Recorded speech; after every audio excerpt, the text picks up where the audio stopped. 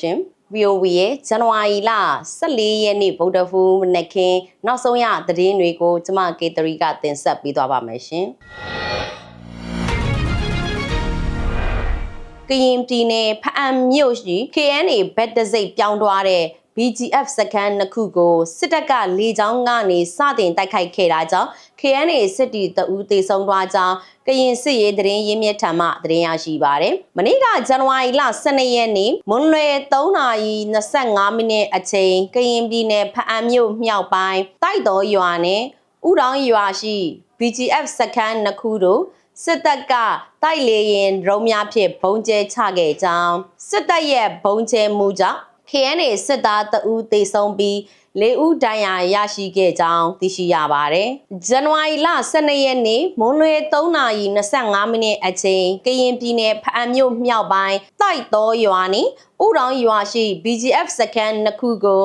စစ်တပ်ကတိုက်လေရင်ဒရုန်းများဖြင့်ဘုံကျဲချခဲ့ကြောင်းစစ်တပ်ရဲ့ဘုံကျဲမှုကြောင့်KNA စစ်သားတအူးတေဆုံးပြီး4ဦးဒဏ်ရာရရှိခဲ့ကြောင်းသိရှိရပါတယ်။ BGF စခန်းကိုဘုံကျဲတာကKNA ဘက်တစိတ်ပြောင်းတာမပြောင်းတာမဟုတ်တော့ဘူးဘက်မတူတော့ဘူးဆိုပြီးဘုံကျဲတာမျိုးလို့ပြောလို့ရတယ်စစ်တီတအူးကတော့သေဆုံးပါတယ်လေရင်နဲ့ဘုံကျဲတယ်ပြီးတော့ drone နဲ့ပါဘုံထက်ကျဲတယ်လို့ကရင်စစ်ရေးသတင်းရင်းမြစ်ကပြောဆိုထားပါတယ်ဘုံကျဲမှုအတွင်းအယက်သား2ဦးနဲ့အတူ BGF KNA တပ်ဖွဲ့ဝင်2ဦးပါထိခိုက်ဒဏ်ရာရရှိခဲ့ကြောင်း BGF စခန်းမှာတီလျံဖြစ်ပင်လေကြောင်းတိုက်ခိုက်မှုကိုစစ်တပ်ကလှုပ်ဆောင်ခဲ့ခြင်းဖြစ်ကြောင်းကရင်စစ်ရေးသတင်းရင်းမြစ်ကရှင်းပြထားပါတယ်။မာယွင်းကျဲတာလည်းမဟုတ်ဘူး။တမင်ကိုလေရင်နဲ့ကျဲတာ drone နဲ့လာကျဲတယ်။တမင်ကိုကျဲတာ KNA ဘက်တစိတ်ပြောင်းတာမကျေနပ်လို့ယူဆတယ်လို့ကရင်စစ်ရေးသတင်းရင်းမြစ်ကပြောဆိုထားပါတယ်။ဇန်နဝါရီလ3ရက်နေ့ BGF တပ်တချို့က KNA တို့ဘက်တစိတ်ပြောင်းသွားပြီးနောက်BGF တပ်ရင်တပ်ဖွဲ့များတွင်တွဲဖက်ထားသောစစ်တပ်အရာရှိများစစ်တီများနှင့်မိသားစုဝင်များအားလုံးကိုဇန်နဝါရီလ2ရက်နေ့တွင်ပြန်လည်ခေါ်ယူခဲ့တဲ့အပြင် KNA ဘက်တစိတ်ပြောင်းသွားတဲ့ BGF တပ်တွေနဲ့ထိတွေ့တိုက်ပွဲတွေဖြစ်ပွားလာနိုင်သဖြင့်စစ်ရေးနှင့်လုံခြုံရေးအထူးသတိပြုကြရန်စစ်တပ်ကညွှန်ကြားပြီးတဲ့နောက်လေကြောင်းတိုက်ခိုက်မှုတွေစတင်လှုပ်ဆောင်လာခြင်းဖြစ်ကြောင်းသိရှိရပါတယ်။ BGF တပ်တချို့က KNA ဘက်တစိတ်ပြောင်းရာတွင် BGF တပ်နယ်2နဲ့တပ်နယ်3ကတာ KNA ဘက်တစိတ်ပြောင်းလဲပြီး BGF တပ်နယ်3နဲ့တပ်နယ်4မှာဘက်တစိတ်မပြောင်းလဲသေးကြောင်းအဆိုပါဘက်တစိတ်မပြောင်းတဲ့ BGF တပ်တွေဟာစစ်တပ်နဲ့ဓာတ်ရိုက်ချိတ်ဆက်နေကြကြောင်းသိရရှိပါတယ်ရှင်။စကိုင်းတိုင်းရေဦးမြို့အနောက်ဘက်အထွက်ကစစ်အုပ်စုဂိတ်တိုက်ခိုက်ခံရတဲ့အတွက်အရာရှိတအူးအပါအဝင်73ဦးသေဆုံးသွားကြောင်းသိရရှိပါတယ်။ဇန်နဝါရီလ10ရက်နေ့မနက်9နာရီလောက်မှာရွှေကြီးမင်းဂိတ်ကိုကာကွယ်ရေးပူးပေါင်းတပ်တွေကဝင်ရောက်တိုက်ခိုက်တဲ့အတွက်အပြန်အလှန်ထိတွေ့ပစ်ခတ်မှု45မိနစ်လောက်ဖြစ်ပွားခဲ့ပြီးအကြမ်းဖက်စစ်တပ်အရာရှိတအူးအပါ9ယောက်သေဆုံးသွားတယ်လို့ဆိုပါတယ်။ရွှေကြီးမင်းကအရင်ကကုံစုံဆိုင်မှာတိုက်မြင့်ဆိုတော့သူတို့အဲ့ဒီမှာနေရာယူပြီးနေကြတာတော်လန်ရေးအစကတည်းကအဲ့ဒီမှာသူတို့အင်အား90လောက်အမြဲရှိတယ်ပြစ်ခတ်တာမှာတေဆုံးမှုကို9ယောက်ကတော့အနည်းဆုံးအတည်ပြုနိုင်တယ်လို့ရေဦးခေါ်လန်စစ်ကြောင်းတာဝန်ရှိသူကပြောပြထားပါတယ်ဂိတ်အတွင်းကြံနေတဲ့စစ်ကော်မရှင်တပ်သားတွေကတော့စိုင်ကယ်တွေနဲ့ရေဦးမြို့တဲကိုထွက်ပြေးသွားကြတယ်လို့သိရပါတယ်ဒါအပြင် .5 တင်လာတဲ့ကားကိုလည်းကာကွယ်ရေးပူပေါင်းတပ်ကထပ်မံပစ်ခတ်ခဲ့ရာရင်မောင်းထိမှန်သွားတာကြောင့်ကားသိမ်းမှောက်ပြီးစစ်ကော်မရှင်တပ်သား4ယောက်တေဆုံးခဲ့တယ်လို့သိရှိရပါတယ်။ကားကိုပစ်တဲ့အချိန်ကားမောင်းသူထိမှန်သေသွားတယ်။အဲ့ဒီမှာကားကထိုးရက်သွားတာကားပေါ်ပါသူ4ယောက်လုံးသေဆုံးပါတယ်လို့တာဝန်ရှိသူကဆက်ပြောပြထားပါတယ်။အဲ့ဒီတိုက်ခိုက်မှုကိုရွှေဘိုခရိုင်တပ်ရင်17တပ်ရင်14တပ်ရင်24တို့နဲ့အတူဒေသတွင်တော်လှန်ရေးအင်အားစုတွေပူးပေါင်းဖွဲ့စည်းထားတဲ့ရေဦးစစ်ကြောင်းကတိုက်ပွဲဖော်ဆောင်ခဲ့ကြတာဖြစ်ကြောင်းသိရရှိပါတယ်ရှင်။စကိုင်းတိုင်းပလဲမြို့နယ်အတွင်းမှာအမျိုးသားညီညွတ်ရေးအစိုးရ NUG အနေနဲ့တရားဥပဒေစိုးမိုးရေးကိုအလေးထားဆောင်ရွက်မယ်ဆိုရင်ပူပေါင်းဆောင်ရွက်တွားဖို့ရှိတယ်လို့ဗမာအမျိုးသားတော်လှန်ရေးတပ်မတော် BNRA ခေါင်းဆောင်ပူနဂါကပြောဆိုလိုက်ကြောင်းသိရရှိပါတယ်။အမျိုးသားညီညွတ်ရေးအစိုးရအဖွဲ့က BNRA ဂိတ်ငယ်တွေကိုဥပ ပဒေစိုးမိုးရေးအတွက်ဆိုကဝင်ရောက်စီးနင်းခဲ့ပြီးနောက်မှာဘိုနဂါကအခုလိုပြောကြားလာတာပဲဖြစ်ပါတယ်ဒီကိစ္စတွေကိုဥပဒေစိုးမိုးရေးတာတကယ်ဆောင်ရွက်မယ်ဆိုရင်ကျွန်တော်တို့ကဝမ်းမြောက်ဝမ်းသာလက်ခံပါတယ်ကျွန်တော်တို့လည်းပူးပေါင်းဆောင်ရွက်မယ်ကျွန်တော်တို့အားနည်းချက်တွေရှိရင်လည်းပြင်မှာပေါ့ဒါပေမဲ့ဥပဒေဆိုတာထက်တရားဥပဒေစိုးမိုးရေးကိုပိုလိုလားတယ်လို့ BNR ခေါင်းဆောင်ဘိုနဂါကပြောပြထားပါတယ်ရင်းမာပင်ခရိုင်အတွင်းလူသက်မှုဓမြမှုမူရစီဝါမှုစတဲ့ဥပဒေမဲ့လုပ်ရက်တွေအများအပြားရှိနေပြီးတရားဥပဒေစိုးမိုးရေးနဲ့ပတ်သက်ပြီး NUG အနေနဲ့လှုပ်ဆောင်မယ်ဆိုရင်ပူးပေါင်းဆောင်ရွက်တွားဖို့အစဉ်သင့်ရှိနေတယ်လို့သူကဆက်ပြောထားပါတယ်ဒီ9နှစ်လုံးကျွန်တော်တို့မကောက်ဖဲနဲ့ကျွန်တော်တို့မလုတ်ပေမယ်တခြားသူကောက်နေတာပဲလေဒီဟာကိုမကောက်နဲ့လို့ပြောတဲ့သူကသူတို့ကောက်တဲ့အထဲကရောမျက်ဝေသုံးဆွဲမှုရှိလို့လားပေါ့အဲ့ဒီလိုလဲမရှိဘူးမင်းတို့မကောက်နဲ့ဆိုတာကြတော့ဒါကအနိုင်ကျင့်တာဆန်သွားပြီလို့သူကဆက်ပြောထားပါတယ်တော်လိုင်းရေးကာလရှေးကြလာတာနဲ့အမျှပြည်သူလူထုလည်းအခက်အခဲတွေပုံမများပြားလာပြီးကူညီပံ့ပိုးမှုညော့နေလာသလို BNRA အပေါ်ဝေဖန်တိုက်ခိုက်မှုတွေကြောင့်ထောက်ပံ့မှုညော့နေလာတာတွေလည်းရှိနေတာကြောင့်အခုလိုဒေတာတွင်အခွန်ကောက်တဲ့ gate တွေကိုဖွင့်လှစ်ရတာဖြစ်တယ်လို့သူကဆိုထားပါတယ်။ BNRA အခွန်ကောက်ခံ gate တွေကို NUG တပ်ဖွဲ့ဝင်တွေဝင်ရောက်စီးနင်းမှုဖြစ်ပေါ်ခဲ့ပြီးနောက်ပိုင်းဒီအခြေအနေနဲ့ပတ်သက်ပြီးသက်ဆိုင်ရာခရိုင်တာဝန်ရှိသူတွေ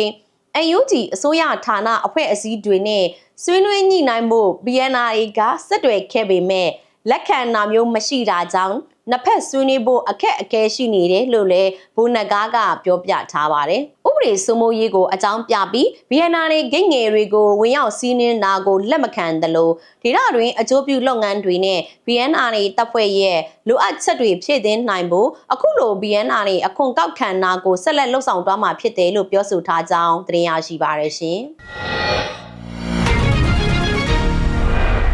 ပဲခူးတိုင်းကြောက်တကားမြို့နယ်ပဲနွယ်ကုန်းမြို့ကျိန်ခါကုန်းရွာကုန်းစစ်အုပ်စုကမနေ့ကဇန်နဝါရီလ23ရက်နေ့မနက်ပိုင်းမှာဝင်ရောက်မိရှုနေတယ်လို့ပဲနွယ်ကုန်းဒေသခံတဦးကပြောပြထားပါတယ်။ဇန်နဝါရီလ12ရက်နေ့ကကျိန်ခါကုန်းကြီးရွာအနီးမှာစစ်အုပ်စုနဲ့ပြည်သူ့ကာကွယ်ရေးတပ်မတော် PDF တို့တိုက်ပွဲဖြစ်ပွားခဲ့ပြီးစစ်အုပ်စုဘက်ကအထိနာခဲ့တာကြောင့်လေကြောင်းဘုံကျဲတိုက်ခိုက်မှုတွေလည်းလှုပ်ဆောင်ခဲ့ပါသေးတယ်။မနေ့ကသူတို့အထိနာသွားတယ်။အခုဒီမနေ့ကျိန်ခါကုန်းရွာတဲကိုမိဝင်ရှို့နေတယ်။သူတို့အင်အားတော်တော်များများနဲ့ပြောင်းဝင်လာတာအဲ့ဒီနေရာကတက်ကွင်းလိုဖြစ်နေတာလို့ပဲနွယ်ကုန်းဒေသခံကပြောပါတယ်။လေကြောင်းတိုက်ခိုက်မှုနဲ့စစ်ကြောင်းထိုးမိရှို့မှုတွေကြောင့်ကြေးရွာအတွင်းကဒေသခံပြည်သူအများအပြားကစစ်ဘေးရှောင်နေကြရပြီးတချို့ကိုစစ်အုပ်စုကဖမ်းဆီးသွားတယ်လို့သူကဆက်ပြောပါတယ်။ကျိန်ခါကုန်းရွာဟာရန်ကုန်မန္တလေးလမ်းဟောင်းနဲ့ပဲနွယ်ကုန်းကြောက်တကားလမ်းမအနီးမှာရှိနေတဲ့ကြေးရွာတစ်ခုဖြစ်ပြီးပဲနွယ်ကုန်းမြို့နဲ့တမိုင်ဝင်းကျင်နာဝေးကွာပါတယ်။အခုဇန်နဝါရီလအတွင်းပဲခူးတိုင်းကြောက်တကားထန်းတပင်မင်းလာနဲ့ကျုပ်ပင်ကောက်မြို့နယ်တို့မှာတိုက်ပွဲဖြစ်ပွားမှုတွေရှိနေတာဖြစ်ပြီးစစ်အုပ်စုဘက်ကထိခိုက်ဒေဆုံးမှုတွေများပြားခဲ့တယ်လို့ရန်ကုန်မန္တလေးလမ်းဟောင်းပေါ်ကစစ်အုပ်စုတပ်စခန်းအများအပြားကိုလည်းလက်လွတ်ဆုံးရှုံးခဲ့ရကြောင်းသတင်းရရှိပါရရှင်။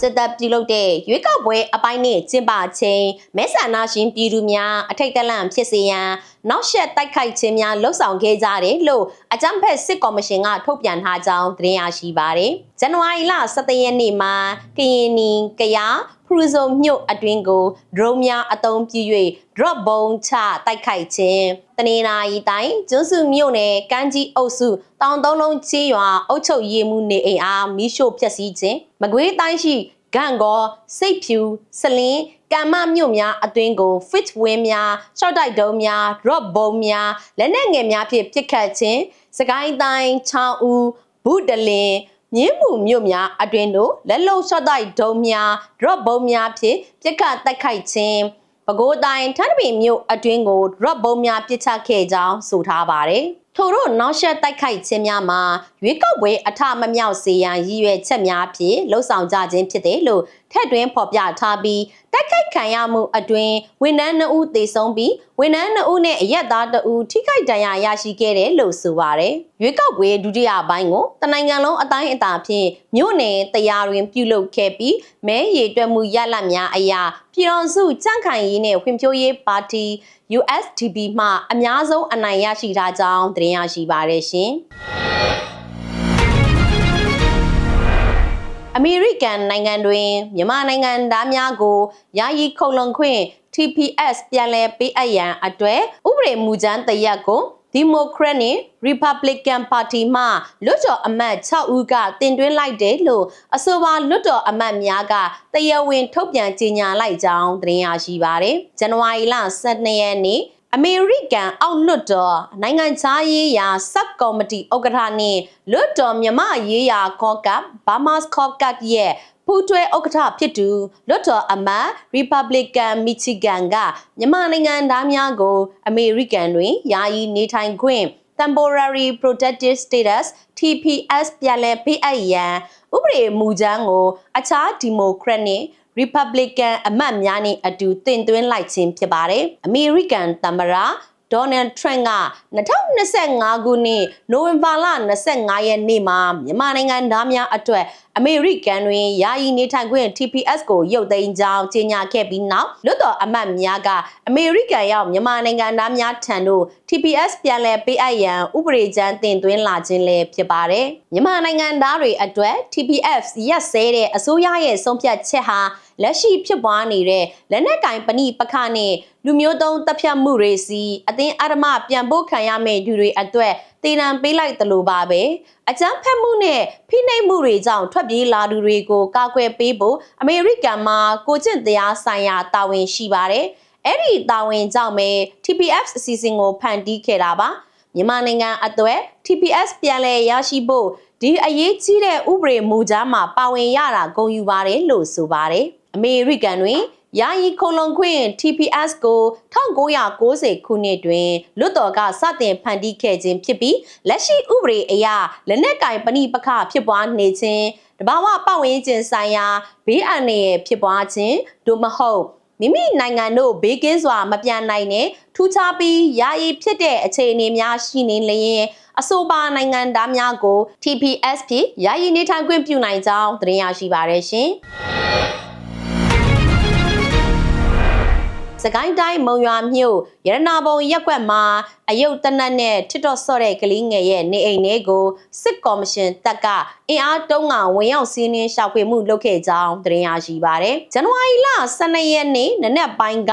မုံရွာမြို့ရတနာပုံရက်ကွက်ကအသက်73နှစ်အရွယ်ကလေးငယ်တဦးရဲ့နေအိမ်ကိုတပည့်ကပ်နဇီးနဲ့စစ်ကော်မရှင်တပ်သားတွေလာရောက်ပြီးဝင်ရောက်စီးနင်းရှာဖွေမှုလုပ်ခဲ့တယ်လို့သိရပါတယ်။မနေ့ပိုင်းရက်ကွက်ထဲကားတွေဝင်လာပြီးအိမ်ကိုဝင်တာအုတ်ချုပ်ရေးမှုနဲ့ရက်ကွက်ကလူတွေမပါဘူးသူတို့ကြီးပဲပြီးမှလူကြီးတွေခေါ်ပြီးတတိပေးပြောတာTikTok မှာကလေးကအယုတ်တနတ်နဲ့ဆော့လို့တနတ်ရှိတယ်ထင်ပြီးလာရှာတာသူ့အမေကတနတ်ထုတ်ပြမှအယုတ်တနတ်မှန်းသိပြီးပြန်သွားတာ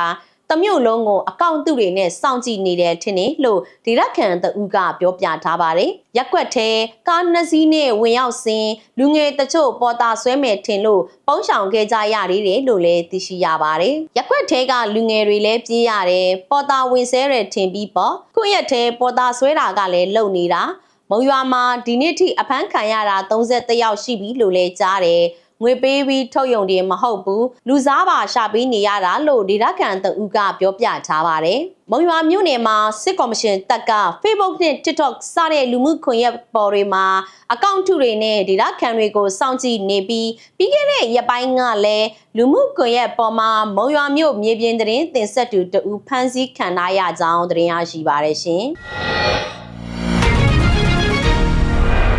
ထိုင်းနိုင်ငံတွင်ထိုင်းနိုင်ငံသားပါဆယ်ပို့ဓမာများနဲ့မြန်မာအလုပ်ဓမာတချို့အကြားရန်ဖြစ်ထိုးကျိတ်မှုထိုင်းမျိုးချစ်အဖွဲ့များကဂျောင်းဝင်လာပြီးထိုးကျိတ်ခဲ့တဲ့မြန်မာအလုပ်သမားများကိုရှာဖွေနေကြောင်းထိုင်းမျိုးချစ်အဖွဲ့များကတရားဝင်သတင်းထုတ်ပြန်ထားကြောင်းသတင်းရရှိပါတယ်။ဇန်နဝါရီလ12ရက်နေ့ထိုင်းနိုင်ငံစမုပရကန်ခရိုင်တွင်အစားအသောက်ပို့ဆောင်သူထိုင်းနိုင်ငံသားပါဆယ်ပို့ဓမာများနဲ့မြန်မာအလုပ်သမားတချို့အကြားကားနဲ့ဆိုင်ကယ်ညှိကြရာမှာရန်ဖြစ်စကားများကြောင်း မြန်မာအလုတ်သမားတချို့ကထိုင်းနိုင်ငံသားပါဆယ်ပို့သမားကိုဝိုင်းဝန်းထိုးကျိတ်ခဲ့ကြကြောင်းအထူးခံခဲ့ရတဲ့ထိုင်းနိုင်ငံသားအတွေ့ထိုင်းနိုင်ငံသား100ကျော်ကထိုးကျိတ်ခဲ့တဲ့မြန်မာအလုတ်သမားများအလုတ်လုပ်ခဲ့တဲ့စားတောက်ဆိုင်ချေမှာစုယုံရောက်ရှိခဲ့ကြောင်းသိရှိရပါတယ်။ထိုင်းမျိုးချစ်အဖွဲ့တွေကလည်းထိုးကျိတ်ခဲ့တဲ့မြန်မာများကိုရှာဖွေရန်ဟူဆိုကအဆိုပါစားတောက်ဆိုင်ရှိတို့ရောက်ရှိခဲ့ကြောင်းလက်ရှိမှာမြန်မာအလုတ်သမားများအလုတ်လုပ်နေတဲ့စားတောက်ဆိုင်ကို